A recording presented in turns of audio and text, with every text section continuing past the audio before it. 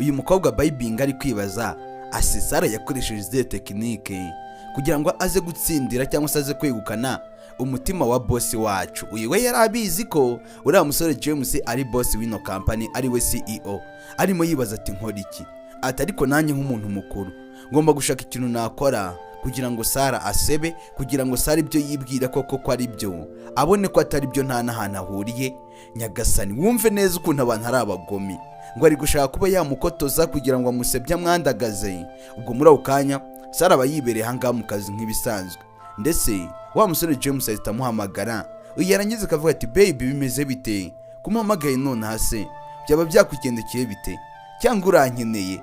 Uyu Sara niko yahise abwira wa musore James nawe aramubwira ati erega ntago ari kubitekereza urabyishe, atariko nanone wari ugiye kugerageza. Uyu Sara arongera amubaza ati none amubwira ikintu ushakirane koko niba utambeshya cyangwa n'ibya bindi byawe byo kumuhamagara ngo usohoze. Uyu musore avuga ati nyine akantu nashaka kukubwira ni akantu k'ingenzi, ndashaka ko nimugoroba nyuma ya office ndibuze kuza kugufata nkagutahana. Wibuke uno James afite imodoka yagendamo, ntago yifuzaga ko Sara rero yajya agenda mu modoka ya rusange ngo yagiye muri bisi. Uyarangije avuga ati babe urabizi neza turakundana, kandi uko ukomeza uza kundeba ku kazi ukantahana ukagira ute utuma abantu bari kunyubaha cyane. Abantu bose ndi kubanyuraho bakanyubaha, wanze bari gutekereza ko ndi umugore wawe. Uri kumva rero ibintu biri kugenda bikomera cyane. Uriya musore James aravuga ati nyine tangira witware nk'umugore wa boss, kubera ikindi kumva inshingano ziri gushaka kukunanira none se babibeshya. Nundi uri umugore wa boss rega, tangira witoze kujya witwara nk'umugore wa boss, ngenza aho kureba ku kazi nk'umugore wanjye abantu banakubahe. Uyu aravuga ati rero ndikumva ibi bintu bikomeje gutya business ishobora kuzageraho ugasanga nyine ntabwo iri kugenda neza. Uyu James aravuga ati wapi ibyo ntago biri mu nshingano zawe, sibyo baby wanjye, ndaza kukureba wabyanga wabyemera, ndaza kuba mparapfa kuba amasaha ageze gusa wowe uze kuntegereza gusa ndaza kuba mpageze. Ubwo muri ako kanya yahise anamukupa. Nyuma ya office n'umukobwa nyine yaratashye, ewana kabisa aza guhagaranga kugira ngo ategereze ko agatagisi kamutahana. We yanze kwizera kuri ya musore ari buze, yanze no kwirirwa amubwira tuze kuza, yarinze amukupa. Uyu mukobwa ataramwemerera, ndetse ahagaze ahangaha ategereje ko taxi zitambuka. Hari udutagisi nyine tuba dutwara abantu bavuye ku kazi ku mugoroba gutya, uhagarara ku muhanda warangiza ukagahagarika. Ndetse ahangaha agihagaze ahangaha yateye agatambwe, arangije arasikira. Mu gusikira nyine nka kwa kundi ukandagira nk'ahantu umukobo warangiza ukamera nk'uvunitse mukuntu. Ariko muri ako kanya kiri aho ngaho wa musore yari amaze kuhagira. Uyu musore nta mikino kuri baby we nyine abagomba kumuba hafi ibihe byose amukeneye, ndetse yahise aparika hafi aho ngaho.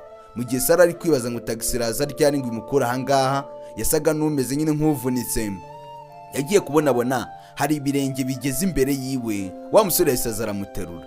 Sara arangije aravuga ati ariko sinawe ukomeje kuntangaza rwose, buri gihe uko ndi mu bibazo nkatekereza umuntu wamfasha ubu hageze ubundi ubikora ute? Sara yaranishimye cyane. Uyu musore aravuga ati nta gihe na kimwe rega nzigera ndi kujya hasi, nta gihe na kimwe nzakubona ubabaye. Uyu aravuga ati maze ndabigukundira, uba wantangaje cyane, uba wakomeje kunyereka ibintu by'ibitangaza gusa uzi ko ntatekerezaga ko wahituza kubera ko nari nanaguhakaniye. Ariko igihe cyose nkukeneye mpita nkubona iruhande rwanjye, igihe cyose nkukeneye mpita nkubona imbere yanjye. Ese namwe aba girlfriend wanyu mujya muwakorera ututuntura igihe girlfriend wagukeneye ukabuhari, cyangwa ni bya bindi byo kuvuga ati yimenye aze kwirwanaho ibyo biramureba? Ndetse uno musore yahise amuterura aramujyana. Hari n'abasore batazi guterura abasheri babo, ntago muzi ko nazo ari ikaye mwa basore mwe, nazo ni ikaye buri guha umukunzi wawe. Ndetse uyu musore yaramuteruye amushyira mu modoka aramutahana. Nyuma yuko amaze kumutahana bageze mu rugo asa n'uworohewe, nyine ka kaguru kiwe kari kumurya kasaga nakoroshye mu buke. Ndetse mu kumara kugera hano mu rugo uyu Sara yaramushimira avuga ati wakoze cyane baby wanjye, ati ndakwikundira cyane. Uyu musore nawe ati ndagukunda. Ati rero wari uvuze ngo ugiye kugenda ariko nanone ntago niyumvisha ko wahita ugenda ubu nonaha. Wa musore nawe aramubaza ati kubera iki Sara ibindi bintu gikeneye? Ati nyine mushuti wanjye ntawe uhari, nakifuje ko iri joro ryose uri buze kuba uri hano iwanjye nyagasani. Uyu musore arangije aravuga ati shuwa se urakomeje? Ati cyane rwose ndakomeje, ndashaka ko tuba turi kumwe muri aka kanya ijoro ryose mbese muri make. Ndetse uno musore arangije aravuga ati niwe Sara ikintu uri buze gukenera ko nagufasha, hanyuma rero ngo nze kukigufasha nta kibazo.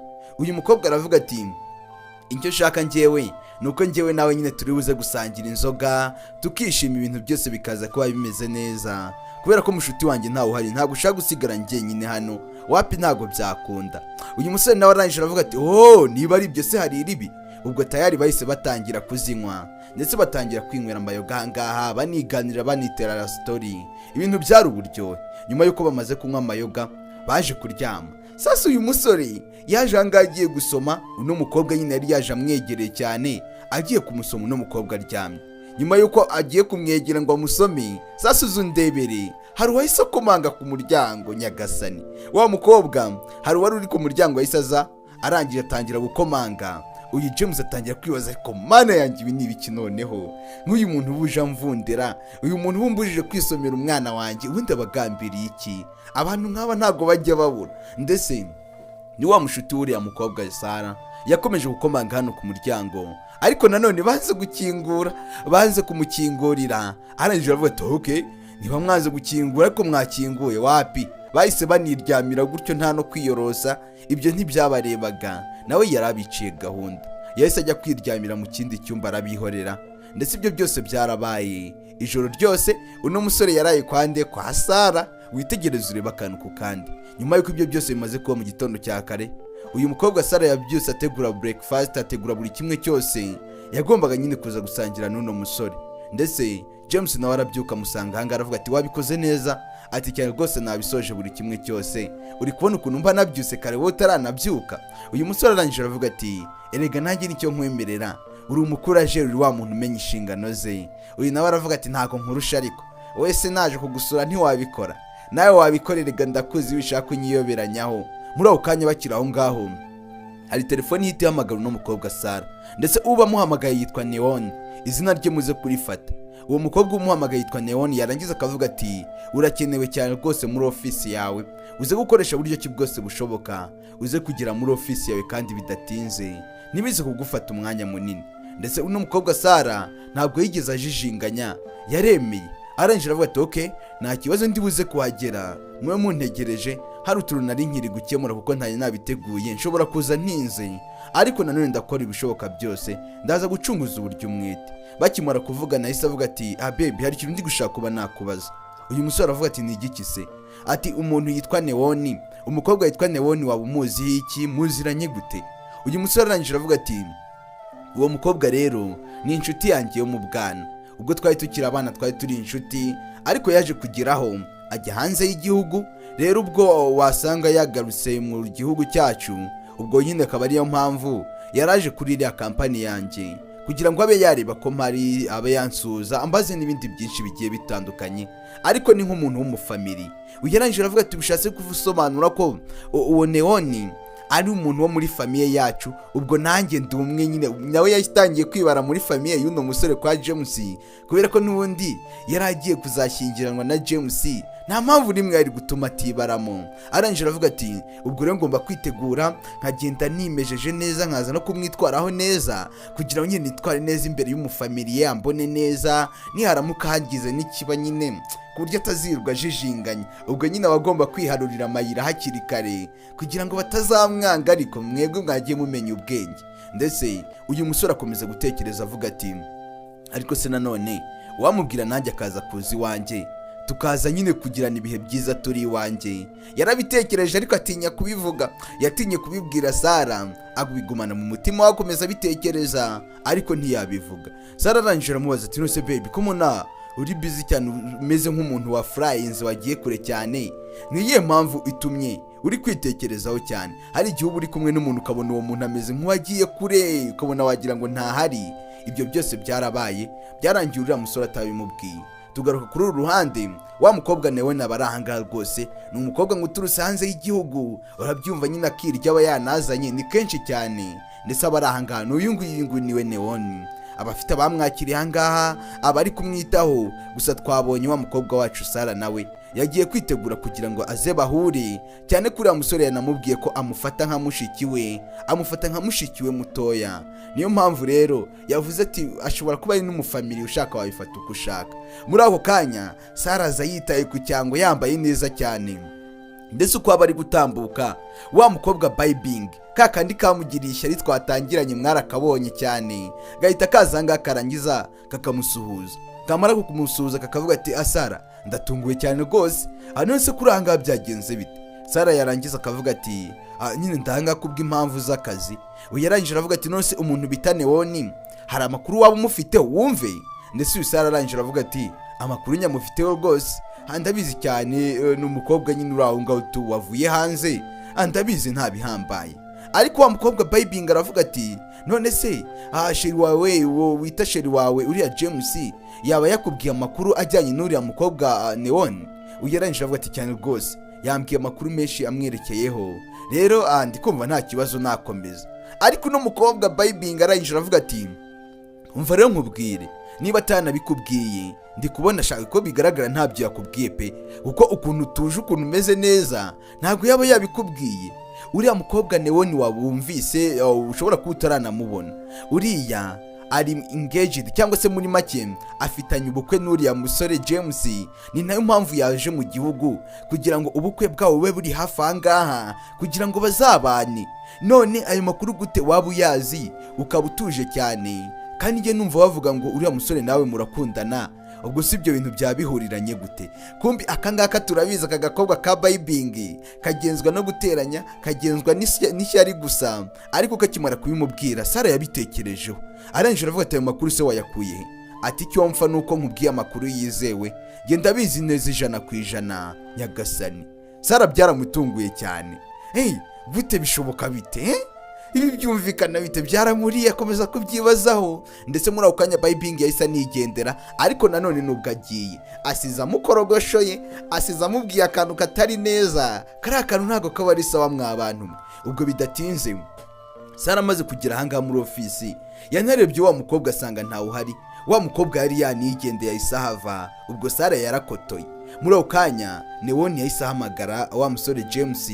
Neon nyine ni wa mukobwa waturutse hanze y'igihugu, yahise aza hano ku ruhande ahamagara James. Ndetse James nawe yari ari kuri uru ruhande, arangije aramubaza ati none se bimeze bite? Ati ni byiza cyane rwose. Ati James urabizi neza ko no munsi ariho navuye hanze y'igihugu, ati rero ndi kwifuza ko twasohokana tukagirana ibihe byiza. Uyu musore aravuga ati ariko njye ndi gutekereza ko waba unaniwe, kubera yuko rero unaniwe byaba byiza ubaye ugiye ukaruhuka ugafata igihe gihagije, hanyuma rero tukazasohokana ikindi gihe, kubera ko nyine ndabizi umuntu wakoze urugendo runini mu ndege uba unaniwe cyane, nta mpamvu yo guhita ushaka kwirukanka mu bintu byose, banza ugende ufata igihe uruhuke.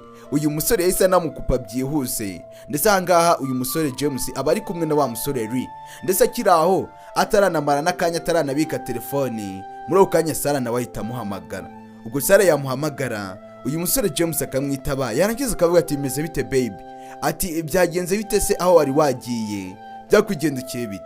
Ndetse Sara yarangije akavuga ati baby wambeshye, hari amakuru menshi ufite utigeze umbwira ku bijyanye n'uriya mukobwa Neon, kandi n'ibintu byinshi wamumpisheho, kubera ko ubundi utabimbwiye wabitewe n'iki? Uyu musore arangije avuga ati ariko nanone iby'ibanze nabikubwiye, nakubwiye ko ari inshuti yanjye. Icya mbere cyo ugomba kumenya kandi kizewe cyane kurusha ibindi byose ni uko wowe uri girlfriend wanjye, uriya akaba inshuti yanjye isanzwe. Nizere ko wamenye itandukaniro riri hagati yawe nawe. Ushobora kuba waba waketse ibindi, ukaba waba watekereje n'ibindi bihabanye n'ibyo nakubwiye, ariko menya ko wowe uri girlfriend wanjye, hanyuma we akaba inshuti yanjye isanzwe. Uri kumva se hari ihurira mufitanye? Nta bindi wagakwiye gutekerezaho, ntugire n'ibindi bintu mutekerezaho, sibyo baby? Ndetse Sara ahangaha asa n'ugaruye akizere, wa mukobwa twabonye yari yamutereye ikizere. Uriya Baibing ibintu yamubwiye, ubundi hari abantu baba bagenzwa no guteranya inkundo z'abantu ugasanga ni abantu bo kuzica gusa. Disi Sara yongeye kwishima, yari amaze akanya ari muri depression yababaye cyane, ari kwibaza ase James yaba yarambeshye nanone, kuki se yankora ibintu nk'ibi ngibi byo kumbeshya koko? Yabagambiriye iki? Ariko James ararengana, ni inshuti yisanzwe. Arangije aramubwira ati kandi baby nizere ko ufite ibihe byiza muri aka kanya umerewe neza. Ati sawa turi buze guhura. Sara yasigaye aseka amwenyura, yarishimye, ibyishimo byaramurenze kumva ko disi James atamubeshya. Muri ako kanya uyu musore yari yatangiye kongorera James atumva bro, ndaza gukora ibishoboka byose, uriya mukobwa Sara ndaza gukora uko nshoboye kose ari buze kuzi wawe nyagasani. ari buze mu nzu yawe ari buze kuraramo, sibyo? Ndabizi wakomeje kubyibaza cyane ukabura uko bimubwira ngo azaza gusure, ariko kuri inshuro ndabizi neza ndaza kubigufashamo aza gusure. Sasa iki gisore cya James twigeze kubona kiri gutekereza kivuga ati ese wabimubwira kikagira amasoni bikarangira kitabivuze, ariko uyu mushuti wahise amubwira tumva nge ndaza kubigufashamo, ariko ntumbaze ngo araza kubimufashamo gute, wowe uze kuyireba uyirangize gusa. Ndetse muri ako kanya barakereka wa mukobwa Neon aba yaje ahangaha nyine mu bubiko bw'inzoga, aba yaje kugura inzoga, ndetse aba yaje kugura muri za nzoga zihenze cyane. Rero wa mukobwa Sara nk'umunyabwenge ubuze inzoga zimeze neza, muri ako kanya ahita yahagera yakwitegereza akabona wa mukobwa Neon. Wibuke bamumweretse mu ifoto bari bataranahura, bari batarabonana, ndetse yarangiza agahita aza akamwegera ahantu abaherereye. Yamara kumwegera akamubwira ati ndagufasha gukuramo inzoga nziza, ahangaha nagufasha kubona inzoga nziza cyane. Ndetse uyu mukobwa yarangiza agahita amusuhuza, bagatangira kwibwirana. Nyuma na nyuma bageraho bakamenyana, bagatangira no kuba amashuti. Uyu mukobwa Sara agatangira kujya amubwira inzoga zimeze neza, iziba ziryoshye. Nta nubwo ari nibyo gusa, kuko bahita bazana no gusangira ahangaha kuri ranchi, bakaza bagasangira ibyo kurya rwose nta kibazo. Baba batangiye no kuba amashuti. Ibyo byose biraba. Nyuma yuko ibyo byose bimaze kuba sasa rero koze wirebere, wa musore Ri aza ahantu bakupira amashanyarazi, ahantu nyine haba hacomekeye imigozi y'amashanyarazi myinshi cyane. Wibuke yasezeranije uriya musore James ko ari buze kumufasha kugira ngo nyine aze kurara, uriya mukobwa Sara aze kurara kwa James. Muri ako kanya itagenda gakupa cyangwa se muri make akata imigozi y'amashanyarazi. Sasa mu nzu yo kwa Sara umuriro uhita ugenda hakaza umwijima. Wa musore James yahagera ka Sara disk kaba kagize ubwoba, kagahita gahaguruka kiruka kakaza kakamuhobera. Uyu James akamubaza ati none byagenze bite? Ati nanjye ntabwo nabimenya, ngiye kubona mbona umuriro uragiye. Ubwo muri ako kanya James ahita ahamagara wa musore Ri. Wibuke Ri nubwo yamubwiye ngo araza kumufasha, ariko ntiyamubwiye ibyo ari buze gukora. Akamubaza ati mwana ukoze ibiki? Ati no sinagusezeranije kare nkubye imigozi y'amashanyarazi kubera ko nzi ko abakobwa badakunda kuba baba mu nzu nyine itarimo umuriro, ibintu ahantu h'umwijima cyane bagira ubwoba, kugira ngo uze guhita uprofitiramo nyine umubwire mujyane wawe. Ase wowe wagiye uca akenge mwana, jya umenya utuntu tw'ubwenge nk'utwo ngutwo. Cyari icyo ni ikibandi kiba kibyumva cyane. Ndetse James ahangaha arangije aravuga ati okay, wakoze rero kubitunganya fresh, kandi nyine merci, turi buze kubiganiraho mu nyuma. Ubwo muri ako kanya itamukupa, yarangiza akaza akegera Sara akamubaza ati Sara ufite ubwoba se? Ati ahubwo ubwoba bungeze kure, byihorere nawe. Ndetse n'umusore James yarangiza akamubaza ati none se urabyumva ute? Ndamutse nkubwiye ko iwanjye hari umuriro, kugira ngo nyine ube waza tujyane tube turi kumwe iwanjye mu nzu iwanjye ahari umuriro ahantu hari kubona. Ubwo Sara ntabyo kujijinganya yahise abyemera. Ubu bisobanuye ngo niyo uno musore atagira amasoni akabimubwira n'ubundi Sara yari kubyemera, ariko isoni mwa bantu mwe, isoni ura ni za fake, isoni nta kigenda cyazo.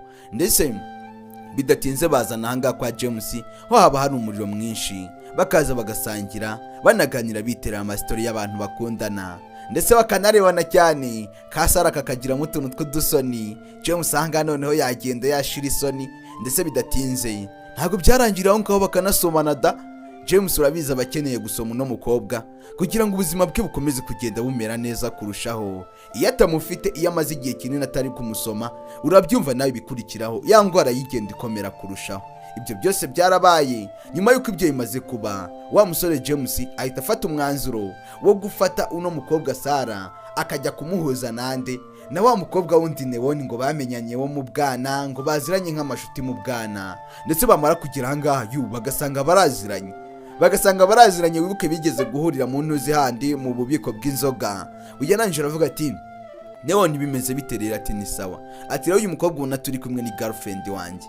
Ati namuzanye hanga kugira ngo mumenyane, kugira ngo mwaganira mu amashuti. Nawe namubwiye ko nyine uri inshuti yanjye ya kera mu bwana. Uyu musore yahise amukotoza aramubwira turi inshuti yanjye yo mu bwana. Ndetse Sara arangije arazanga yitangira kumusobanurira ukuntu bahuye. Ati twahuriye nyine mu bintu bijyanye no gukora inzoga, hanyuma rero mbonye akazi muri kampani ye, ibintu bikomeza kugenda biza gutyo. Nyuma y'igihe twaje kugeraho turishimirana, ndamukunda na warankunda, so tubijyamo, urukundo rwacu turarwubaka. None ndizera ntashidikanya ko rugeze ku rwego rwiza. Sibyo sheri? ndetse ahangaha James nawe arangije arabyemera. Ariko nubwo bari kuganira gutyo ntabwo byarangiriye aho ngaho. Uriya mukobwa Neoni we yiganiriza nyine yibandaga ku kuganiriza uyu musore James, ugasanga yirengagije ibyo uriya mukobwa Sara ari kuvuga, kuko ikiganiro we yarakeneye cyari icye na James. Ariko James nawe akabihima, yajya gusubiza ntamusubiza, ahubwo agasubiza ibyo Sara yavuze, bitewe n'ukuntu nyine yashaka kwirinda ko Sara yatangira gukemanga ko bashobora kuba bakundana, nyine agatangira gukeka ibintu nk'ibyo. James nawe yavugaga yirebera Sara, uriya mukobwa nawe akavuga areba James. Ubwo urabyumva nyine n'urusobe hari ukuntu bigiye bikurikirana, ukuntu uriya mukobwa we yarebaga James nawe akareba Sara. Nyuma y'uko ibyo bimaze kuba, duhita tugaruka hano muri hoteli, ndetse hari umusitari kuri TikTok, ni wa muntu urenze ufite aba followers benshi cyane, aba yaza ahangaha kugira ngo nyine atestinge inzoga baba baherutse gukora. Ni inzoga yakozwe na Bybing Nyagasani, wumve neza, Bybing niwe wakoze iyo nzoga. None rero baba bashaka kuyamamaza kugira ngo bayishyire ku isoko, nayo igenda trending. Urabizi n'imbuga nkoranyambaga nizo bifashisha mu kwamamaza. Uyu muntu yari afite aba followers benshi, afite abakiriya bakunda inzoga zihenze, babakiriya nyine babashoramari babakire. Rero bari bazanye ino nzoga ahangaha kuri live, hanyuma rero kugira ngo bayistreaming cyangwa se abayishyire kuri live, abantu bayirebe kuri TikTok. Abantu bose nibamara kuyireba, abashoramari bashoremo imari, bashoremo amafaranga, bagire gute. Ariko nanone nawe yayishyiraga ku isoko ari uko yabanje kugira gute, yabanje kuyitestinga, akabanza kumva uko iyo nzoga imeze. Muri ako kanya Bybing yarayizanye, ndetse wa musitari kuri TikTok arangije yitestingaho. Nawe yarazi ku bintu bijyanye n'amayoga cyane. Akimara kuyitestinga aho yagiye kuri live, arangije aravuga ati mbega inzoga mbi, iyi nzoga irabishye, iyi niyo nzoga ya mbere kuva nabaho mbonye Nyagasani. Umuntu agakwiriye kuba ari kwamamaza inzoga avuga ngo iraryoshye, niwe muntu ari kuyivuga ahubwo ngo irabishye. Reka uzirebe sasa ahangaha ikibazo cyabayemo. Ndetse arangije aravuga ati rwose iyi nzoga nta muntu n'umwe nashishikariza kuyigura, kubera yuko aho nabereye ni ubwa mbere mbonye inzoga imeze gutya. Inzoga ibishye kwaka kageni, ibi bintu ntabwo mbimenyereye, ndetse byanantunguye cyane. N'undi wese wayigura sinzi ikibazo yaba afite. Ubwo muri ako kanya Bybing byaramurakaje cyane, arababara ukuntu yaba yakoze inzoga barangiza bakavuga ko ibishye. Byaramubabaje, tagenda afata za kamera zose azirebesha hirya. Arangije aravuga ati biriya bintu dukoreye ni ibiki? Abantu kuri live bari bahari ibihumbi bigera muri 700. Bari abantu bose bari kureba inzoga yacu, harimo n'abari basanzwe ari abakiriya bacu. Uri kumva utari kutwicira isoko? Uri kumva inzoga yacu utayisebeje mu ruhame rw'abantu? Nawe tekereza ibi bintu ukoze, ibi bintu uko ukoze ni ibiki? Bybing byaramurakaje, biramubabaza kumva yuko inzoga yakoze ari inzoga ibishye, bari kuyivuga nabi. Byaramubabaje cyane. Ariko nanone wa muntu ubamamariza yese atangira kuvuga ati iyi nzoga irabishye, ntago ari byo kubeshya. Urabizi ko sanzwe nguri inzoga ahangaha, ntago nakwishimira kubasebya kugira ngo ibintu byose bigende nabi. Ariko nanone mbagomba no kuvugisha ukuri. Ati none se uri kumva ndamutse mbeshya abantu nkababwira ko mufite inzoga iryoshye, hanyuma rero bazaza kuyigura bagasanga irabishye? Uri kumva nge ntabandi kwicira isoko, nanjye nabandi kwicira isoko. Ahubwo ndibaza why not mudakora ibintu bifite kalite, ibintu biryoshye bitestinga neza. Nta nubwo uzi no kumva inzoga ko ziryoshye wowe. Iriya nzoga ubwo wayisomyeho ndabizi ntago waba wayizanye utayisomyeho. Wumvise iryoshye cyangwa wumvise ibishye? Muri ako kanya wa mukobwa Sara nawe yari ahari, yahisaza ahangaha. Arangije aravuga ati munyihanganire kandi mumbabarire cyane, ariko nanjye mvugishije ukuri ntababeshye, iriya nzoga irabishye Nyagasani. Sasa ahangaha Bybing bita bimurya cyane. Arangije aravuga ati iyi nzoga muyizane testing aho numva. Akimara kuyisomaho, Sara yarazi ibintu by'inzoga cyane, yabyumvaga cyane. Mbese muri make ni kwa kundi bavuga ngo umuntu impano imurimo, ngo umuntu azi impano, afite impano yo kubyina, afite impano yo kuririmba. Uyu rero nawe yari afite impano yo kuba yakumva inzoga ikimeze, ndetse yari afite n'impano yo kuzikora. Arangije aravuga ati iyi nzoga muramutse muyishyize ku isoko, usibye kwimara abakiriya, iyi nzoga rwose ntago iryoshye, nta muntu n'umwe yakurura. Uyu nguyu arangije aravuga ati hari ikintu nteye kwibaza muri aka kanya, rwose ufite ubwenge, umunyabwenge gusa. Ndi kwibaza gute nyiri kampani afata umuntu nka Bybing yarangiza akamuha umwanya w'ubudirector. Ubwo uri kumva nyine director cyangwa directeur ni wa muntu uri ku rwego rwo hejuru. Noneho yarangiza agafata umunyabwenge nkawe, inzobere, intiti nkawe, akagufata akakugira umukozi usanzwe, akagufata akagushyira mu bandi bakozi basanzwe. Ibi bintu nakomeje kubyibazaho cyane biranancanga. Ubundi ibi bintu birasobanutse? Ubwo muri ako kanya Sara yarongeye asoma no ku yindi nzoga, bose akagenda babwira ati inzoga imeze gutya imeze gutya. Noneho uyu waje kwamamaza ahubwo yarumiwe n'ukuntu n'umwana afite impano, n'umwana Sara afite impano ihambaye cyane.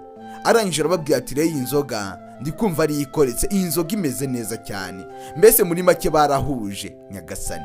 Sara baramwishimiye, baravuga ati uyu mwana afite impano ihambaye, uyu mwana ararenze. Arangije atangira kwibaza, ndetse ahita abaza n'uwari uhagarariye ino kampani, ubwo ni vice perezida kuko perezida turamuzi ni James. Ndetse arangije aramubaza ati kubera iki ibintu bishoboka bite? Aba bantu muba mwarashyize mu nzego zo hejuru badashoboye ibintu, mugafata ababishoboye mukabashyira mu nzego zo hasi, ubundi ibi bintu bisobanuye iki? Wanasanga harimo ikene wabo. Ariko nanone ubundi akenshi ibi bintu bikunze kubaho, ugasanga umuntu kuko ari mwene wanyu wamuhaye urwego rushimishije, urwego rumeze neza, ariko undi ufite n'ubumenyi unashoboye ibintu ugasanga bamuhaye urwego ruciriritse. Ubundi abo bantu ubwo baba bari guharanira iterambere rya kampani rya business, baba bari guharanira icyo. Ubundi njye mba numva muri business hatagakwiye kuzamo ikene wabo, buri wese mba numva yagakwiye kubona urwego rujyanye n'ibyo ashoboye gukora kugira ngo business zibe zatera imbere.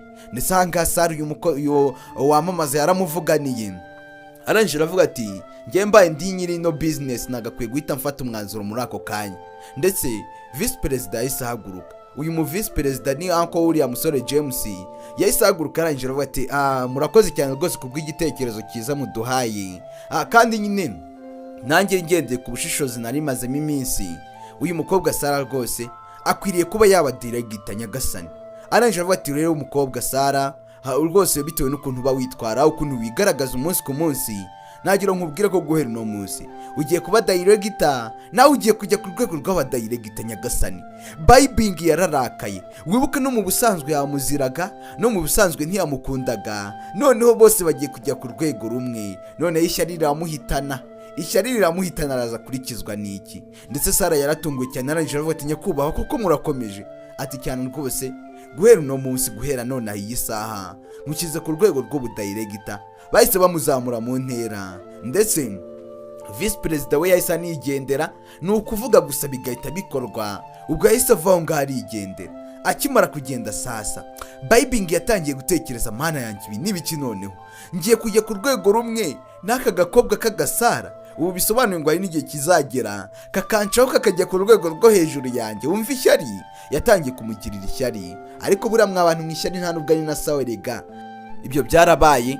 Wa mukobwa Sara nyuma y'uko ibyo byose bimaze kuba, yahise ajya ku ishuri rya baba master nyine bakora inzoga. Ndetse mu kumara kuhagera, wa musore Philips nawe yari ahari, cyangwa se Tieni Lane, ariko nanone afite amazina abiri, ushobora kumwita Philips, Tieni Lane n'ibindi bigiye bitandukanye.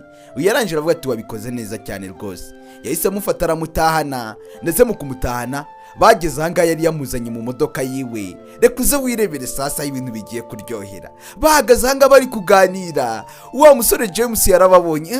Petit frère akomeje kungendaho nanone. Petit frère uri kunshaka iki koko? Wibuka ubwa mbere bigeze nyine gukorana mu kuntu, none kuri inshuro na haramubonye ari kumwe n'uriya mukobwa Sara. Arangije agashyari karamwica, atangira kwibaza nicyo kiri kujya mbere.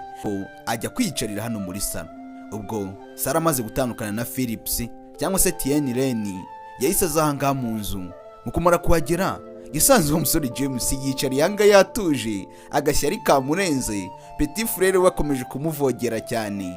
Arangije avuga ati none uko bicaye ahangaha byagenze bite? Uyu musore avuga ati meze neza, nta kibazo na kimwe mfite. Ndetse uyu Sara arangije ahita aca bugufi, aravuga ati Philips nyine yantwaye amvana aho nari nagiye kwiganzana mu modoka ye, arangije angeza hariya hanze. Uyu musore avuga ati nabibonye, nabitegereje, nabarebaga. Sara ahita avuga ati cyangwa wagize ishyari shu? Mbwira neza niba wagize ishyari nabyo mbimenye. Uyu musore avuga ati oya nta shyari nagize. Ndetse Sara arangije aravuga ati dupfa ko wihagararaho ibihe byose ugahora wihagarara umisha ukuri. Mbwira niba wagize ishyari nkubwiza ukuri.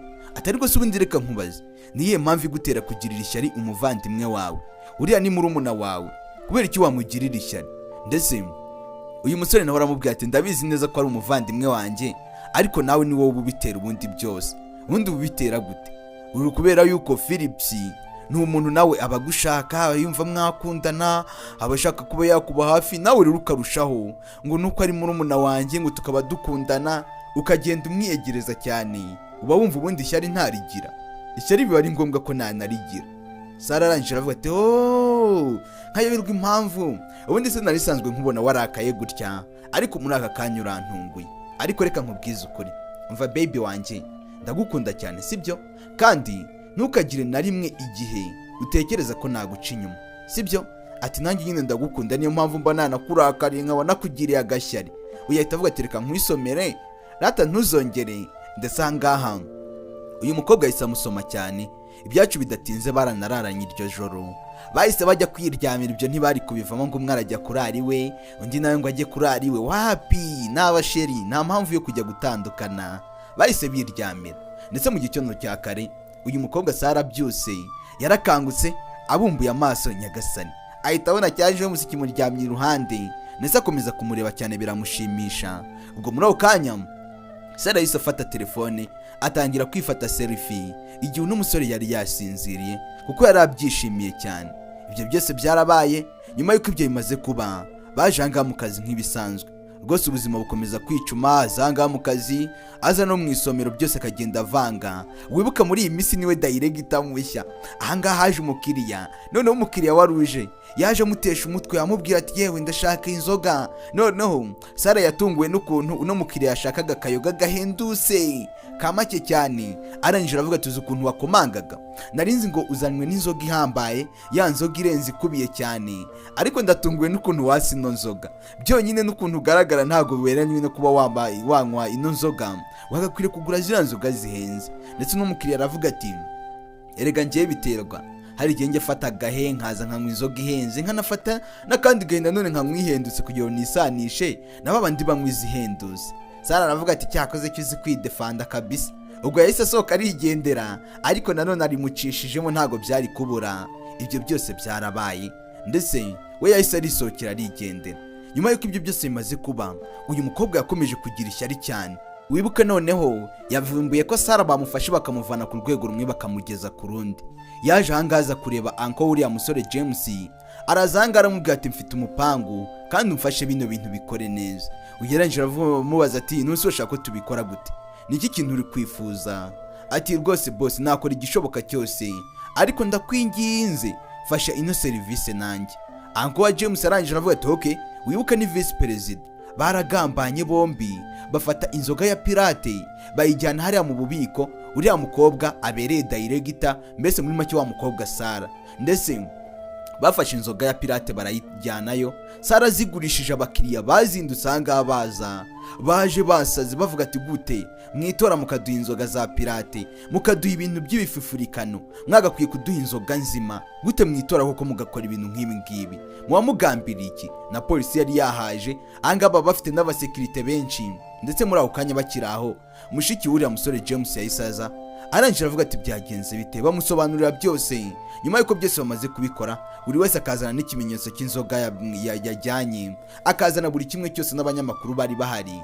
Ubwo bidatinze mushiki w'uriya musore atangira gusaba imbabazi, aravuga ati mutwihangane kubw'akabazo ubwo kabayeho, nta kabazo bwose katugwiririye, ariko ubutaha ibintu byose tugiye kubihindura, ntago muzongera kubona inzoga nk'izo ngizo, turi buze kugenda tuzikuramo aho zaba ziri hose. Ndetse mutwihanganire, biba byiza nyine iyo wiseguye ku bakiriya, kubera ko umukiriya ni umwami. Ushobora kubivumbura ukavuga ati niba mwaraziguze mwaramaze, ibyo birabareba, ugasanga nyine abakiriya bose urababuze, kampani yawe irahombye. Ariko no mukobwa we yarazi kwicisha bugufi, yarazi uburyo yita ku bakiriya be, akabaha keya nyine zose zishoboka.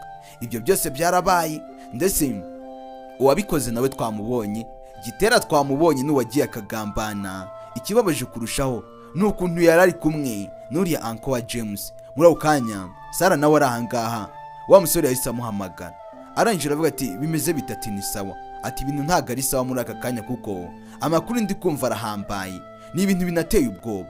Ati gute mwagurishije inzoga za pirate? Sara arangije aravuga ati ibyo bintu ariko ntabyo nsobanukiwe, ntago namenye ibiri kujya mbere, sinzi cyabiteye.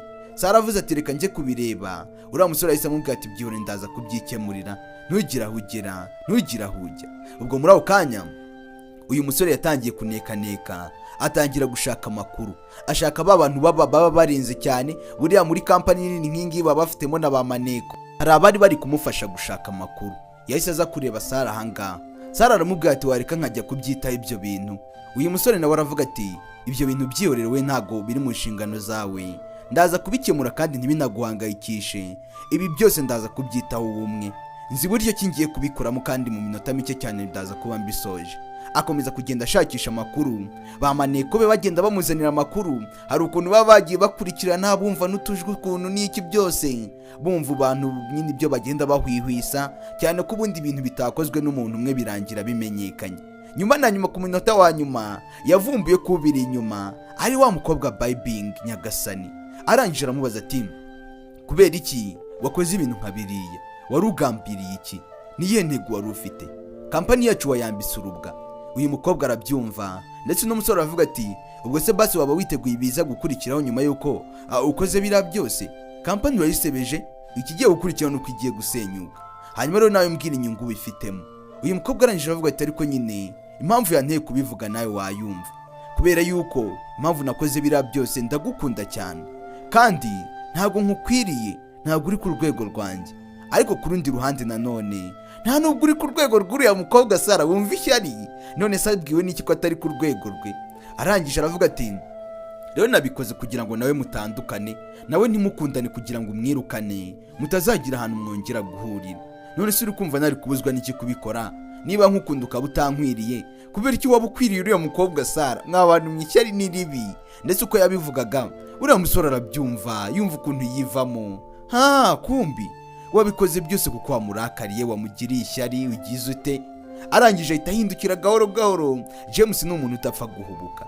Arangije aramubwira ati reka nkubaze ubundi, uriya mukobwa Sara ni girlfriend wanjye nona, sibyo? Kandi tudamaranye igihe, rero ibyo uri kuvuga ngo ntago nkwiriye sinzi aho ubikura, ahubwo ndashaka kumenya wowe ntago wabikoze wenyine, hari undi muntu mwabikoranye uko biri kose, uwo muntu ninde?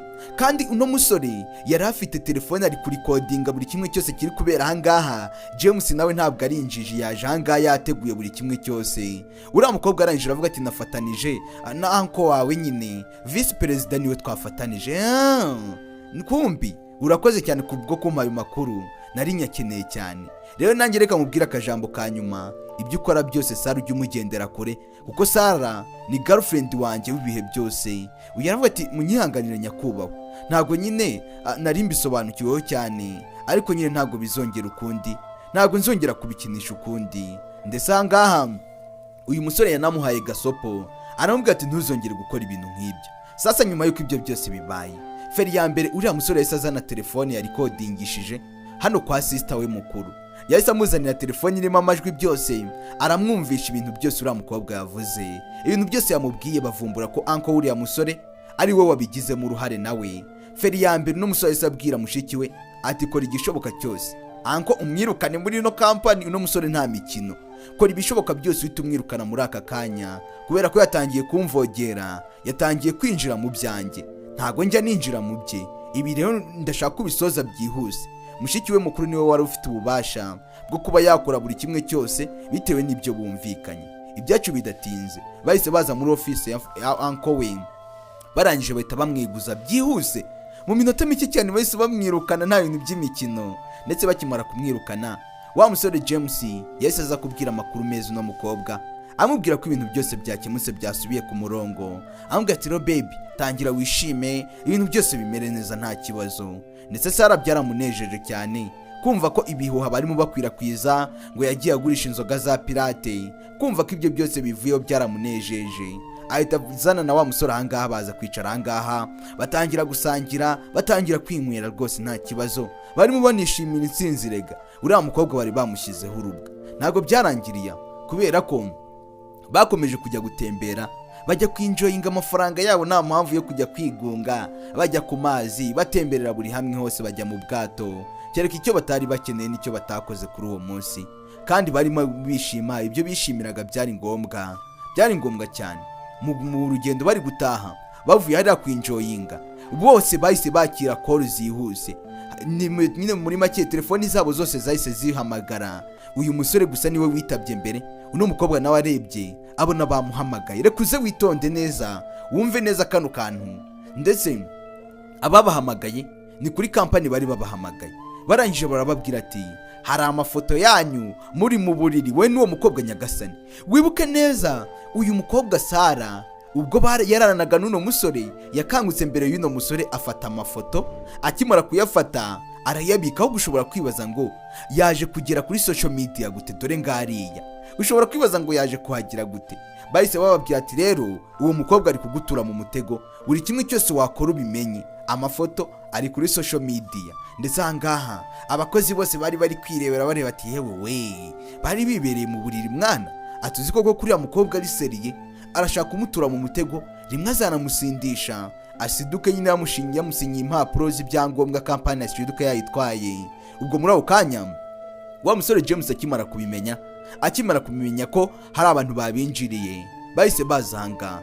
Uyarangije aravuga ati ibintu byahinduye isura muri aka kanya, kandi ngomba gukora ibishoboka byose nabyo bigakemuka. Mu gihe bari kwishimira ko ibya mbere bikemutse by'uko ngo bagurishije inzoga za pirate, hahise haza ibindi noneho bikomeye cyane. Ibintu byageze ku masocial media biba bigoye. Uyu mukobwa aravuga ati babe, urebe ikintu wabikoraho. Ati sunyizeye se, ibi ndaza kubyitaho. Yahise agenda ahamagaza inama y'igitaraganya ba sekretariya bose, yahise abahamagaza. Ndetse aravuga ati nonaha muri aka kanya ndashaka buri wese afite icyazi ku bijyanye na software cyangwa ku bijyanye na mashini, mushaka amakuru yose ashoboka, muyashakira ahashoboka hose. Mushake umuntu waba wafashe ari amafoto yarangiza akayashyira ku rubuga, akayashyira kuri social media. Mukore ibishoboka byose, uri buze kuba yabigeraho mbere, ndibuze kuba nanamugenera n'igihembo kandi gifatika. Mukore ibishoboka byose. Ariko ubwo bari muri iyo nama, mushiki we mukuru yaravuze ati James, ibyo bintu ntabwo ndi kubyemeranwaho nawe, kubera yuko njyewe icyo nkeneye muri aka kanya twakora nuko uriya mukobwa Sara twamufata tukamwirukana muri kampani yacu nyagasani. Kuvuga iryo jambo kuri James biramugora cyane kuba yakora ibintu nk'ibyo ngibyo, kandi wibuke icyo bakora cyose James akeneye uriya mukobwa, bubi na bwiza aramukeneye. Ndetse bavuye aho ngaho mu nama, uyu musore akomeza azavuga ati sister, uriya mwanzuro ufashe ntago ari uwa nyawo, kandi biriya bintu ntakira nkubwire ngo tuzamo gakeya nkusobanurire uri buze gusobanukirwa byose, sibyo? Icyambere ugomba kumenya, uriya mukobwa Sara ndamukunda cyane, kandi ikindi ugomba kumenya, Sara nawe arankunda cyane. Sara aranyizera, nanjye ndamwizera. Rero ntabwo ntekereza ko Sara yari gutinyuka agafata amafoto nka kuriya, amafoto nkariya yarangiza akayashyira ku rubuga. Ibyo bintu ntabwo byumvikana, yari kubagambiriye iki?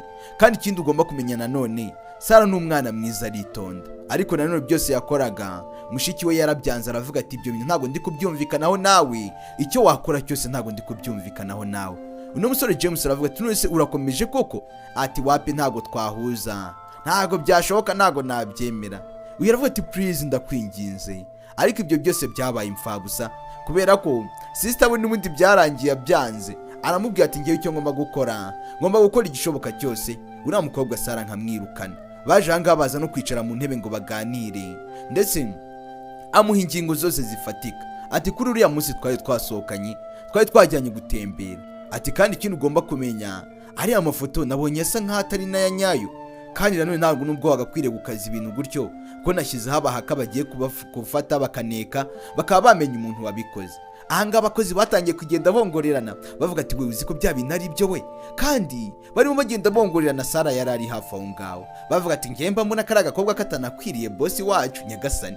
Wumve neza, ati kari agakobwa mbona katamukwiriye pe, ariko nanone kari keza iyo kataza gukora ibintu nka biriya. Tekereza nawe gufata umukire nk'uyu nguyu we ukamushyira kuri social media. Ibyo bintu byose Sara yari ari kubyumva, ndetse bakomeza bagenda babivuga. Sara biranamubabaza, byaramuriye cyane. Arangije atangira kwibaza, ubu nkora iki koko? Ni iki kintu nakora cyatuma ibintu byose bijya ku murongo? Nyuma y'uko ibyo byose bimaze kuba, uyu yaje ahangaha ndetse ahasanga wa musore Ri. Wibuke Ri ni mushuti w'uriya musore James, mu kwa musanga yaje yarakaye, yari afite uburakari bwinshi. Ndetse arangije umwanzuro wa mbere yafashe, yahise aza kureba wa musore James sheri we, aza kumureba hano mu nzu aho yarari. James nawe yihebye, agahinda n'agahinda, ari kwibaza ukuntu social media abantu bose bari kumureba ari kumwe n'umuntu mu buriri, ari kumva nyine byamubanye ikibazo ndetse kinahambaye. Arangije avuga ati baby, reka nkusaba akantu kamwe, basi se wandakariye? basi wandakare, ndabyumva warakaye, ufite n'umujinya, ufite n'uburakari bwinshi, ariko se basi ntunanyizera? Uri gutekereza ko biriya bintu ari igihe waba wabikoze? Biriya bintu uri gutekereza ko rwose naba natinyutse nkabikora? Uyu musore aravuga ati ariko ntabwo mvuze ko ari wowe wabikoze, ntabwo mvuze ko ari wowe wabikoze, kandi ndanakwizera cyane rega, nta nubwo nabigushyira ku mutwe wawe biriya byose, ntabwo ari wowe wabikoze.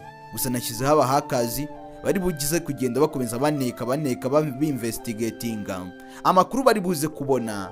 Ndizera neza ko ari buze kuba atariho ivumbi, kandi ubutabera buraza kujya ahagaragara. Ikindi kandi ndanakwizera, sibyo? Nawe nyemera kunyizera, kandi unyemere kutongera no kubitekerezaho cyane. Ariko byari ibyo kwihumuriza, n'ubundi yari abizi neza ko kureka kubitekerezaho byagorana.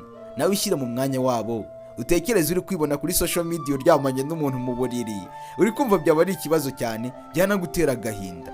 Uyu musore aravuga ati rero byaba byiza wigendeye ukagenda ukaryama ukaruhuka, ndi kubona usa n'uwavangiye, ufite stress nyinshi, genda uryama uruhuka, ibindi tuzatubiganiraho ubutaha, sibyo? Kandi unyemerere kugiye kubikora. Ariko Sara nawe atekereza kuba yamusiga ahangaha, cyane ko yanabonaga nawe n'ubundi nubwo ari kumubwira ngo afite stress, yabonaga umusore nawe zitamworoheye, nawe yari azifite nyinshi cyane. Ndetse ibyacu bidatinze arangije aramubwira ati gendere nta kibazo, genda nta ribi, wibitindaho ibingibi byakemuka byose mu gahe gatoya, ndibuze kubyitaho. Ubwo Sara nta yandi mahitamo yari afite, yahise ahaguruka gahoro gahoro, arangije nyine agomba kwigendera nta kundi.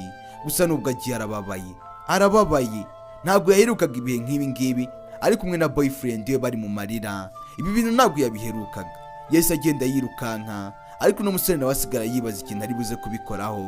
Usibye icyizere cyaba ari abahakazi yashyizeho ko bashobora kuza kumushakira amakuru, nta kindi cyizere wapfa kubona hanga. Sara yaje ku muhanda kubita amarira, ararira uwumwe, ndetse amarira yarize cyane, ararira ewana kabisa. Kandi biriya bintu biranababaza, by the way, birababaza cyane. Noneho kugushyiraho urubwa ibintu ubundi cya mbere no kukubeshyira uba wumva bikubabaje, noneho tekereza kukubeshyira ibintu nka biriya noneho byo gushyira kuri social media byo ni ibindi. Yahise afata umwanzuro, aragenda areguza, asaba nyine kuva ku kazi. Avuye ku kazi bahise bamweguruza nyine, arangije afata akamarete kaza yirukanka, aza mu rugo afata utuntu twose twitwa utwe twose uko twakabaye, aradupakira. Akazi ntabwo akikariho, ndetse akimara kubisoza yaje ahangaha apakira ibyo byose, arapakira buri kantu kose kiwe. Arangije aravuga ati ngomba kugenda nkava ahangaha, ngomba kwimuka nkagenda nkareba ko nakwibonera amahoro, kubera yuko nkomeje guteza ibibazo. Ariko nanone ntabwo ari ngombwa kugenda utasezeye umuntu. Yahise afata telefone ye, akimara kuyifata ajya kuri chat, atangira kwandikira uriya musore James, atangira kumwandikira amubwira buri kimwe cyose. Aramubwira ati fasha umwanzuro wo kwigendera, urabeho, uzagira ibihe byiza, ati kandi Imana nibishaka tuzongera duhure. James ari kuri runo ruhande abona SMS iraje, ntago yakwihangana we. Yahise ahaguruka byihuse, ahita azigitaraganya, aza kuri yanzu aho uno mukobwa Sara yabaga, aza gukomangaho. Gusa nubwo yakomangagaho, Sara yarabyirengagije, yanga kwirirwa mukingurira. Ndetse wa mukobwa mushuti wa Sara yaje ahangaha amugira inama, aramubwira ati rega wikwirirwa wigora, byaba byiza ubaye uvuye ahangaha ukazaza wenda nk'ejo yabitekerejeho, kubera ko nanjye ntabwo ndibuze gutuma agenda, ndaza gukomeza murwanya mubuze kuba yagenda, nkomeze mbirwana nyine ndebe ko byakunda. Ubwo muri ako kanya byagezeho uno musore nyine abona nta kundi, afata umwanzuro wo kwigendera, nta kundi yari kubigenza.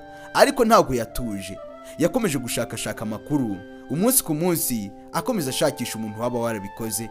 Nyuma na nyuma amakuru baje kumuzanira, bamuzanira amakuru bamubwira ko Bybing nanone ari bubiri inyuma nyagasani. Uyu musore arangije aravuga ati shaka ikintu wakorera Bybing niba ushaka ko kampani yawe ikomeza kumera neza, niba ushaka ko ibintu byose bikomeza kugenda neza, shaka akantu wakorera Bybing mu gihe mukiri kumwe kiri muri kampani yawe, ubwo nawe urabyumva ibikurikiraho.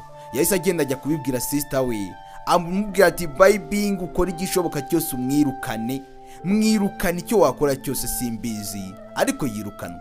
Feri ya mbere Bybing yahise azanga kuganira na mushiki w'uriya musore. Arangije aravuga ati mbwira, watinyutse gukora ibintu nk'ibyo ngibyo kugira ngo uriya mukobwa wangize ubuzima bwe, kugira ngo umubabaze, none byabaye use bikumara iki Bybing? Rero ikintu nakubwira kizima nuko amahirwe wari ufite wakomeje kugenda yapfusha ubusa muri make kuba muri kampani yacu ntabwo byakubereye byiza, byaba byiza rero ufashe utwawe twose ahangaha, warangiza ugasinya aho ngaho ko weguje ku kazi, warangiza ukanigendera ukava ahangaha, kubera yuko ntabwo twakomeza kujya duhora muri izi ntambara zawe, duhora mu makimbirane wateje. Niba warakunze umuntu akaba atagukunda, uri kumva byagenda bite? Fata umwanzuro wigendere, reka birangire. Ndetse ahangaha bayibingi bagombaga kumweguza, kandi koko nta nubwo yari umuntu mwizerega, ntabwo yari umuntu mwiza, umuntu wagambaniraga mugenzi we, koko yumvaga bizamugeza kuki. Byacu bidatinze wa musore James nawe yaje kureba Sara aho yari ari wenyine atuje. Sara ariko nanone ntabwo yari atuze, nyine kwari ukwiha amahoro, kuko ibitekerezo yari afite byonyine ntabwo byari bimworoheye. Ubwo muri aho kanya wa musore yaje ahangarangije aramwegera, aramubwira ati Sara bimeze bite mo bebe? Ariko Sara ntabwo byamushimishije, yaravuze ati ntiwongere kunyita iryo zina.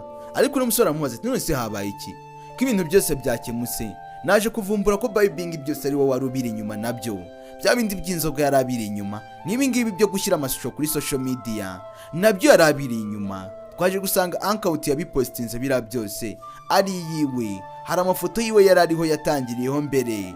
Rero ibyo byose nyuma yuko tumaze kubimenya twahise tunamwirukana. Ariko uno mukobwa Sara aravuga ati mwamwirukana mwagira gute? Kuva naza muri kampani yawe sigaye inteza ibibazo gusa, sigaye ndi wa muntu wari uteza amakimbirane gusa, ugasanga ahoramo imyiryane. Ariko mbere yuko nzamo mwari mwimereye neza, ibintu ari umutuzo, ibintu byose ari amahoro. Rero icyaba kizima nge ndi kwifuza muri aka kanya ko nakabaye ntandukanye nawe, ukimenyereza ukamenya ibyawe na business zawe n'abakozi bawe, ibintu bigakomeza bikagenda neza. Uyu musore anjira avuga ati se koko reka nkubaze Sara, byanyabyo koko urakomeje? Uri kumva ushaka kuba watandukana nanjye? Koko urakomeje? Uyu mukobwa aravuga ati nakubeshye nyine, ahubwo byarangiye kare, twamaze gutandukana. Ahubwo sinzi impamvu uri gukomeza ubimbazaho, sinzi n'impamvu utabibona, twatandukanye byarangiye. Ariko James aravuga ati nyaze ko ibintu byari bigeze aho bikemutse, kubera icyo ari bwaho ubwo waba uhise uhindura, ibintu byari bigiye kujya mu murongo. Uyu aravuga ati wapi nta kujya mu murongo, n'ubundi ibibazo byazongera bikavuka, kandi byose bitewe nanjye. Rero ikizima reka nifatire urugendo rwanjye nce mu nzira yanjye, nawe wicire mu nzira yawe, wenda ndebe ko ari bwo wabona amahoro, kuko mpora nkuteza ibibazo gusa. Uyu mukobwa ibyacu bidatinze yahise yigendera, ariko ataragera kure wa musore yahise amuhagarika, arangije aramubwira ati Sara buhagazeho gatoya, buhagazeho gatoya, kubizi ko ngukunda cyane, kubizi ko mukeneye mu buzima bwanjye. Niwaramuka ugiye ndaba uwande, niwaramuka ugiye uramunsize hehe? Uramunsize mu buhe buzima? Nawe mbwira ahantu uri buze kubunsize, kubera iki wafata uwo mwanzuro, ubitewe n'iki? Uyu yaravuga ati uzahura n'abandi rega bakwitaho, uzahura n'abandi badateza ibibazo, uzahura n'abandi badateza ibintu by'intambara nk'ibyo ngibyo. Rero njyewe reka nigendere, namaze kubona ko ntashobotse, ntabwo nshobotse, sinashoboye, reka rero nigendere. Ubwo Sara yahise yigendera. Nyagasani, ibintu byari bimaze kugira aho biryoshye, ibintu byari bimaze kuba byiza, ariko ndebera nawe ku munota wa nyuma. Ahangaha bakimara kumenya ko nyine abashuti buriya musore James bakimara kumenya ko yatandukanye n'uriya mukobwa, bahise bazanga bamenya ko ari muri condition itari nziza. Na muganga yahise zanga aravuga ati umva musore, reka nkugire inama, kora igishoboka cyose wumva washobora, wigarurire uriya mukobwa. Wabigenza ute? Kora ibyo, niwe watanga amafaranga, niwe wagira ute, ariko uriya mukobwa agaruka mu buzima bwawe kuko uramukeneye cyane. Ndakubwiza ukuri bitewe n'ukuntu nabonye ibipimo bimeze, wari utangiye kugenda woroherwa, ariko nyuma y'agahe gato igihe atari buze kuba hari, nagira nkubwire ko ubuzima bwawe bugiye kujya down, ubuzima bwawe bugiye kujya hasi. Rero inama nakugira nka muganga, nk'umuvuzi, fata uriya mukobwa wongera umugarure mu buzima bwawe, fata uriya mukobwa wongera umwigarurire, ibintu byose bisubire mu buryo. Icyo wakora cyose sinkizi, ariko nanone ni inama yari ari kumugira. None se ubundi n'umusore yabigenza gute? Icyambere cyo naba adafite uriya mukobwa, ubuzima bwe buri mu kangaratete. Ubisobanuye ngo arasabwa gukora igishoboka cyose muri uriya mukobwa akagaruka. Mu gihe atabikora rero, ubwo nawe urabyumva ibikurikiyeho, ubuzima bwe sinzi aho buzagarukira, gusa uzakomeze uyirebe uyirangize. Uyu musore arangije avuga ati ariko njye ndamukunda cyane, ndamukunda cyane, reka ngerageze. Feri ya mbere yahise afata wa mushuti we Ri, arangije amwohereza kwa Sara kugira ngo aze kumumuteretera amwumvishe buryo ki uriya musore ari inzirakarengane. Yaje ahangaha yananditse ibyo ari bumubwire, wumva aho uno musore yaberaga urwenya, aramubwira ati aragukunda cyane. Uriya musore yakomeje kugira ibihe byinshi agenda arwana n'uriya mushiki we, bose bapfa wowe, nta kintu na kimwe atakoze, nubwo atabikubwiraga, ariko njyewe niyo mpamvu ndahanga kugira ngo mbikubwire, ndahanga kugira ngo mbe nakubwira kuri uriya musore agukunda no kurusha uko ubitekereza. Uriya musore agukunda uko atigeze akunda undi uwo ari we wese. Uriya musore agukunda bitandukanye. Rero mu gihe uzaba utari mu buzima bwe, nagira nkubwire ko ugiye kumutera kubaho yicuza, ugiye kumutera kubaho mu bubabare, kandi ndabizi Sara, uwo mutima ntago ari uwawe. Ntago ufite umutima wowe wo kubabaza abantu gutyo, ntago ufite umutima wo kwangiza abantu gutyo. Garukira uriya musore, garuka wongere umubwire mukundane, aragukeneye. Sara yabitekerejeho nk'umuntu mukuru, nanone aribaza ariko si wundi mugani undi ko nanjye mukunda ari uko ndi kwishyiramo akanyabugabo nkavuga ati reka ngende, ubundi wamugarukira. Ndesanga bahise banapanga imipango kugira ngo azamugarukira mu buryo bwiza, reka uzireho ibintu bateguye. Wa musore ndetse na Sara baje ahangaha, hari ikizeru bajemo, ni ikintu nyine kimeze nk'umutima bashushanyije. Urabizi nyine abantu mukundana namwe mujye mukora utuntu tw'udusiripurize nk'utu ngutu. Uyu mukobwa arangije aravuga ati waranandakariye cyane, ndi kubibona mu maso yawe. James aravuga ati ntabwo nagombaga kukurakarira, ariko kubera yuko nari nzi ko nyine nta kundi wabikoze uko ubishaka kandi byaguha amahoro. Uyu aravuga ati umva, nta mahoro nari mfite habe na makeya. Kandi ikindi ugomba kumenya kuri uno munsi, hari akantu k'aga surprise ngufitiye surprise. Uyu mukobwa ngo ari surprise yari afitiye uno musore, ndetse muri ako kanya uyu musore arangije aravuga ati reka ngaho rero yinyereka iyo surprise koko niba uyimfitiye bya nyabyo. Sara yahise afata intoki zatangira gucira amarenga. Hari abari inyuma, hari inshuti ze bazanye nyine bajanga kugira ngo bakore surprise uno musore James, kugira ngo nyine bahite bongera basubirane mu buryo bumeze neza. Hariya muri kiriya kintu bashushanyije kimeze nk'umutima, hariho amatara yaka, nyine twa dutara tugenda twaka cyane. Uyu musore afite telekomande hanga yagerageje kuyaksa, nyine muri make niyo surprise yari amufite kugira ngo amutungure. Uyu musore agerageje kubyaksa biranga, amashanyarazi yarabatengushye, akomeza gukanda ariko wapi, akomeje gukandaho biranga nyagasani. Sasa reka surprise ze yange, ariko akanzeho cyane. Wa mushuti we yahise akubitaho umugeri bita byaka, ndetse byarazi wa musore arikaga, ntago yarabyiteguye, ntago yarazi ko bimeze gutya. Niyo surprise n'umukobwa ari yamuteguriye. Uyu musore yabaye nk'ugize ubwoba. Mu kumara kugira ubwoba, hari ibintu nyine umuntu ashobora gukora bikagutera ubwoba. Wa musore byihuse mu minota mike cyane yahise yikubita hasi.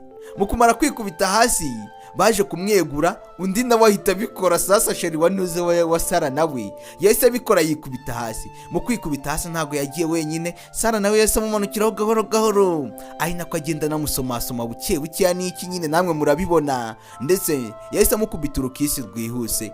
Uno musore agumisha, aravuga ati agumishaho, nta mpamvu yo gukuraho, rega gumishaho, komeza unsome cyane. Ubwo nawe aramusoma, bisa nkaho nyine bari bongeye kwishima. Ibyishimo byari bigarutse mu rukundo rwabo, rwari rumaze iminsi rurimo agatotsi. Bari bongeye kunezerwa bombi bari kumwe, ndetse ntabwo byarangiriye aho ngaho. Babandi nabo baravuze ati mwana turabikoze, si bira twashakaga se? Uyu aravuga ati hoya, none se ko musomye umwanya munini niko twari twabiteguye? Abaje ahanga nakubwiye ngo n'urwenya nabo ubwabo. Uyu aravuga ati ariko yagomba kumusoma nyine, agasomeramo na cyagiye bari bamaze iminsi batumvikana.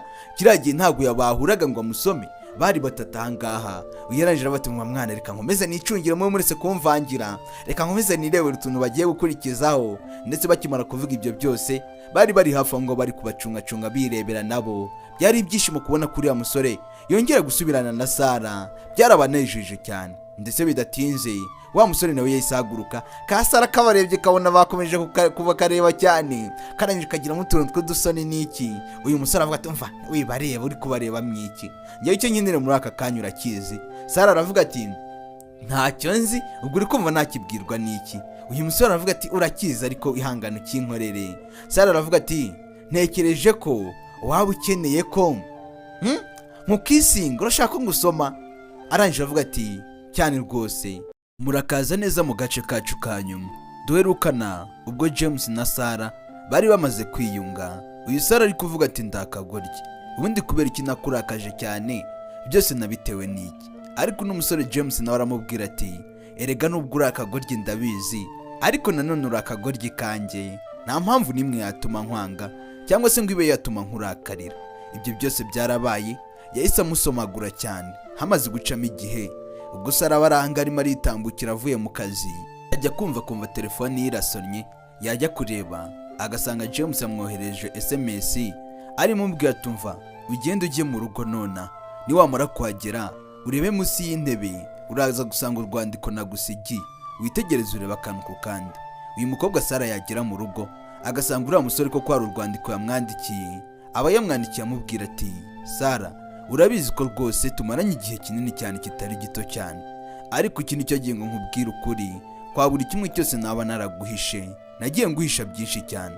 Ubwo twakundanaga bwa mbere nabikoze byose kugira ngo ube wamfasha kumererwa neza kuko nari mfite uburwayi butanyoroheye, ariko nanone bitewe n'igihe twagiye tumarana, uko iminsi yagendaga yicuma niko byavaga mu byo kugushaka nyine kuba nakira, ahubwo bigira mu byo kugukunda bya nyabyo. Ariko nyine nagira nkubwire ko mfite uburwayi bukomeye cyane, ikaba ari nayo mpamvu hanini yanteye kuba naza nyine kuba najya mu rukundo nawe, bikanshishikaza cyane. Ariko ubundi byatangiye ntagukunda, gusa nona ndi mu rukundo nawe ndetse binahambaye cyane. Iyo nkuru Sara akimara kuyumva akumva ko igihe cyose yaramaranye n'uriya musore burya atamukundaga. Ku minsi ya mbere ubwo yahoraga amubwira ngo bazakundane, burya nta nubwo yamukundaga. Uyu mukobwa yahise arakara cyane. Mu kurakara, James nawe yahise aza kumureba igitaraganya, yatekereje ko Sara nyine hari icyaba cyamubaye hakaba yamurakariye. Ariko akimara kuhagera, Sara yabanje gutinda kuza gukingura.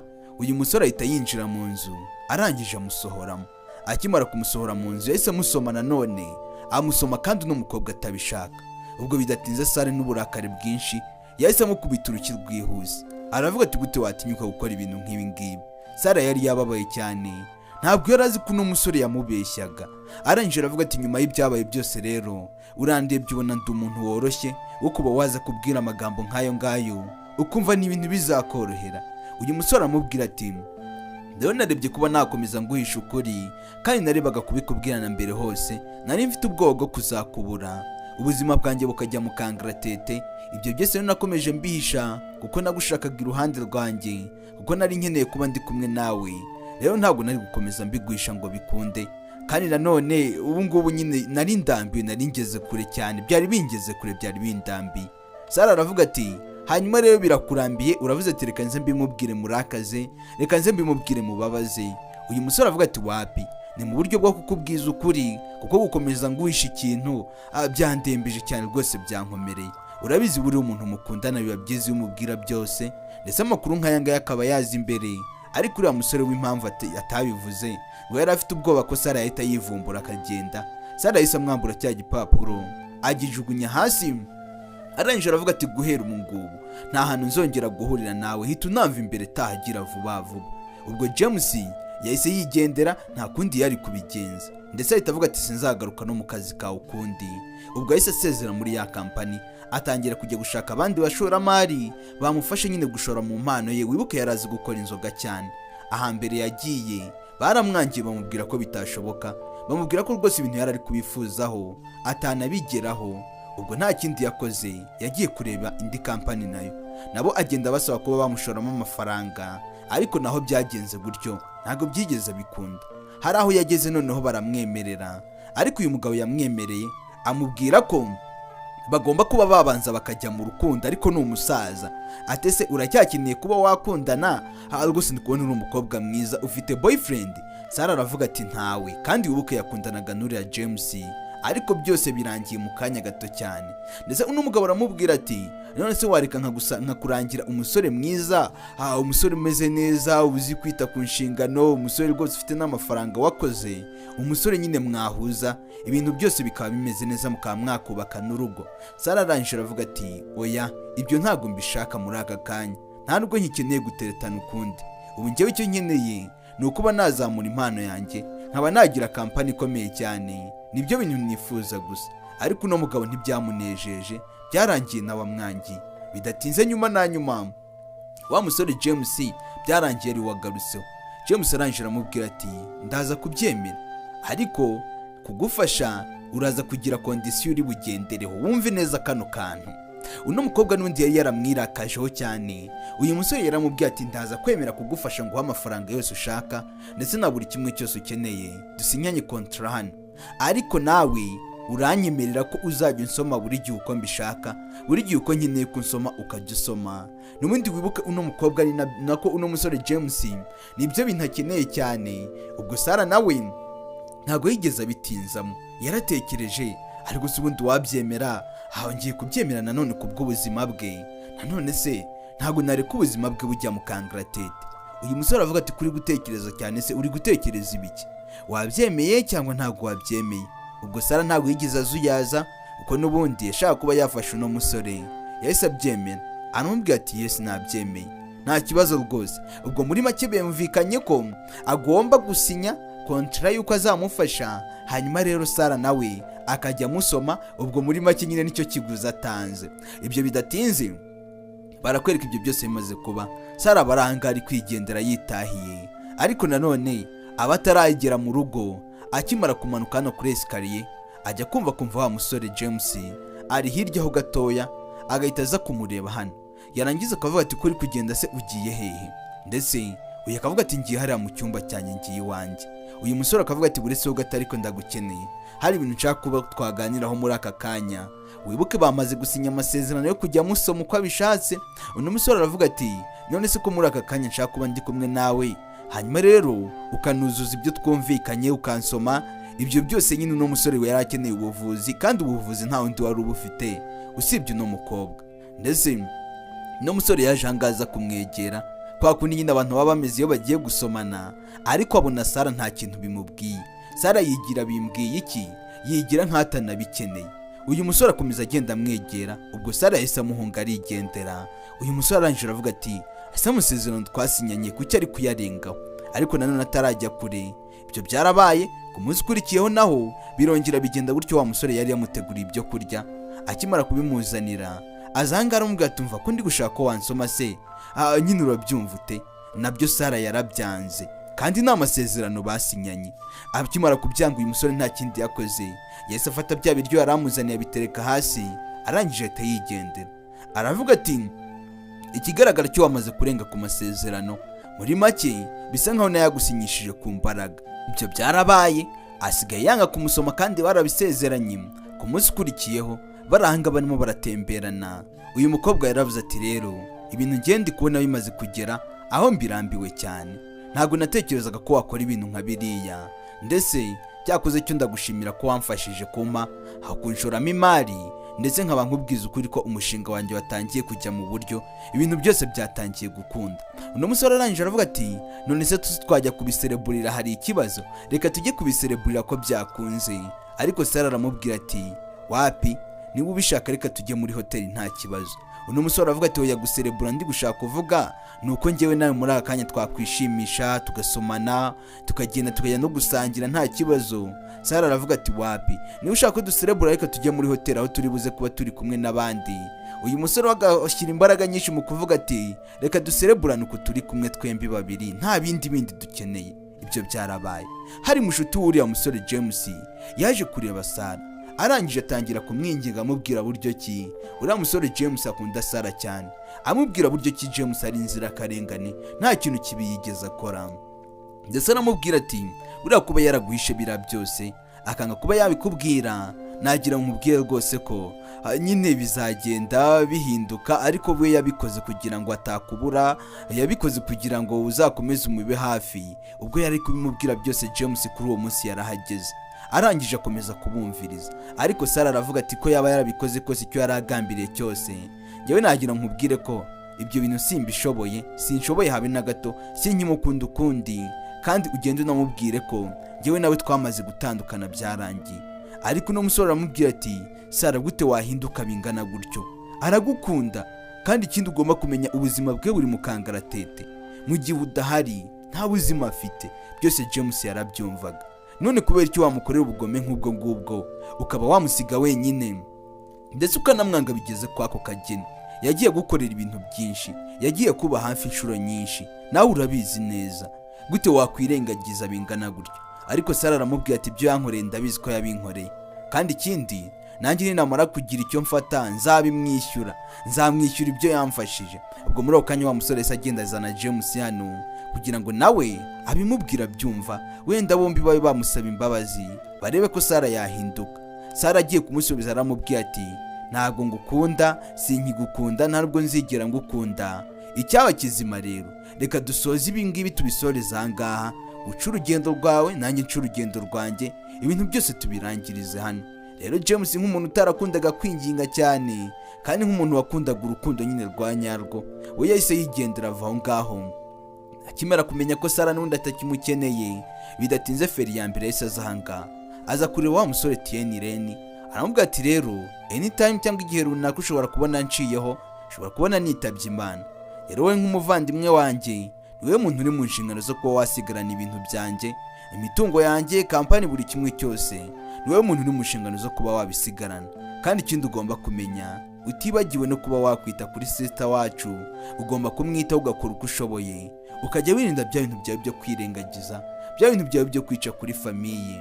Yewe uburwayi bwanjye bungeze kure, igisaha n'isaha ushobora kumva ngo ndapfuye. Ubwo rero ntuzigere na rimwe utekereza ibintu nk'ibyo ngibyo, uzahita ufata inshingano zimenye, kubera ko uyu nguyu ari we yari mukuru, niwe wari uri mu nshingano, ariko inshingano yagombaga kuzisigira uno musore Tienireni yari murumuna we.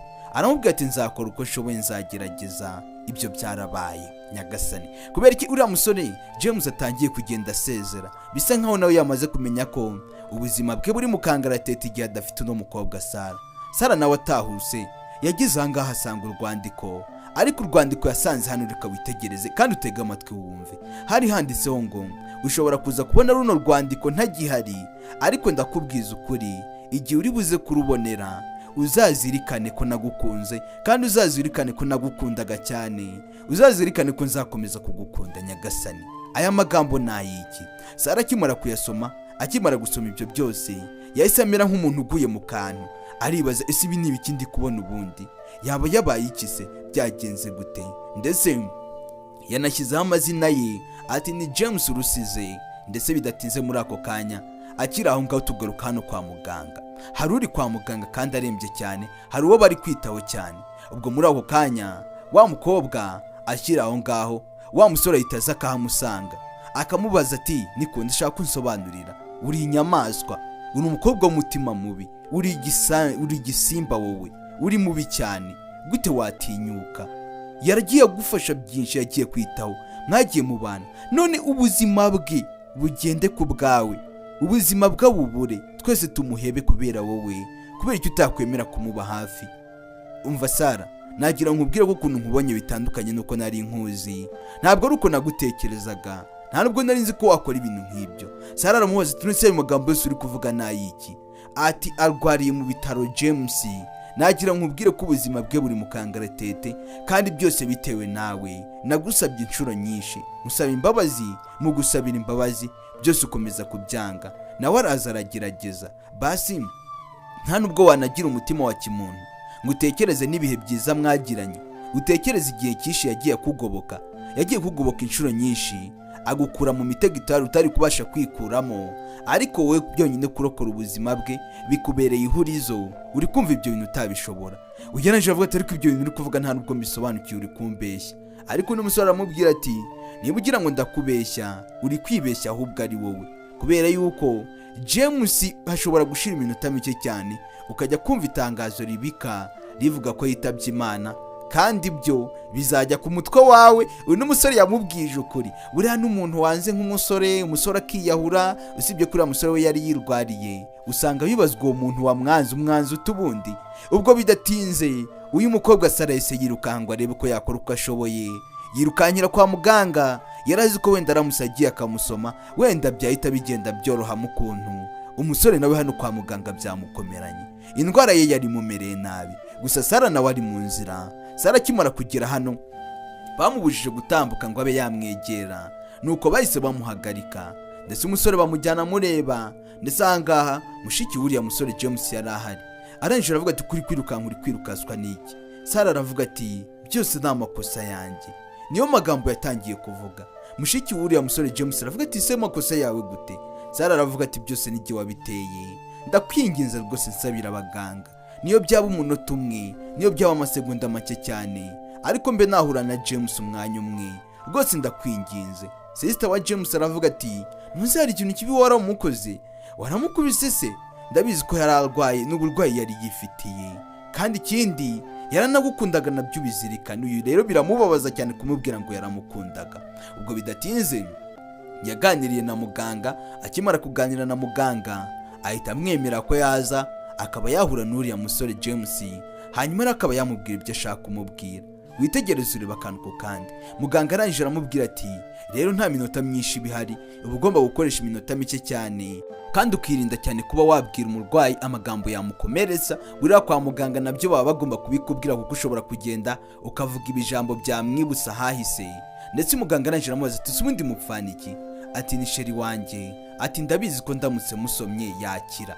Ariko no muganga aramubwira ati wapi, icyo ntabwo aricyo cyamukiza, ahubwo icyamukiza ni uko wakwemera mugakomeza mukaba mu rukundo, mukongera mugakundana igihe, rero mugakomeza mukazakundana ibihe byose. Nicyo kintu cyonyine cyatuma uriya musore akira.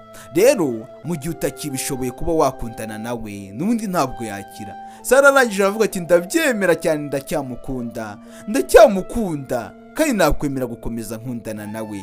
None hamaze kubona ko agaciro k'uriya musore agomba kongera gutuma uriya musore abaho, ariko byose bibonye ari uko umusore arembye. Ubwo bahise bamuha uruhushya, baramubwira ati genda muhure nta kibazo.